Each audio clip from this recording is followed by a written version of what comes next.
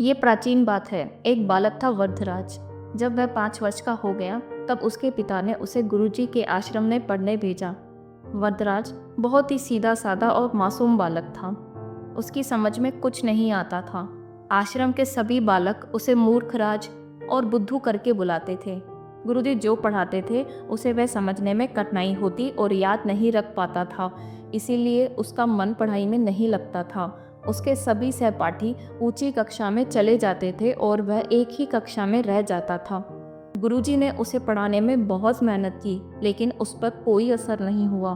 गुरुजी ने निराश होकर कहा, बेटा वरदराज, पढ़ना लिखना तुम्हारे बस की बात नहीं लगती।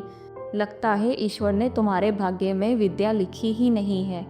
इसीलिए यही अच्छा है कि तुम अपने गांव लौट जाओ और वहां अपने पिता का काम में हाथ बटाओ। गुरुजी की बात सुनकर वरदराज को बहुत दुख हुआ। वह अपने साथियों से विदा लेकर गुरुजी के पांव छूकर अपने घर की ओर चल पड़ा। आश्रम से चलते चलते वह थक गया और विश्राम करने के लिए कुएं के पास गया।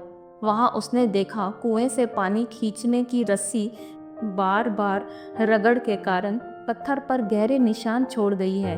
वरदराज ने सोचा, जब बार बार की रगड़ से कोमल रस्सी भी कठोर पत्थर को काट सकती है, तो मैं भी लगातार मेहनत करके पढ़ना लिखना सीख सकता हूँ। मन में ये बात आते ही उसकी निराशा और दुख दूर हो गया। उसने मन में ठान लिया, मैं खूब परिश्रम करूँगा और बार बार अभ्यास करूँगा। वह गुरुकुल लौट आया। गुरुजी को प्रणाम करके उसने अपने मन की बात बताई। सारी बात सुनकर गुरुजी प्रसन्न हो उठे। उन्होंने उसे पुनः पढ़ाना शुरू किया। वरदराज खूब मन लगाकर पढ़ने लगा। वह अभ्यास के महत्व को समझ चुका था। कुएं की घटना ने उसका कायाकल्प कर दिया था।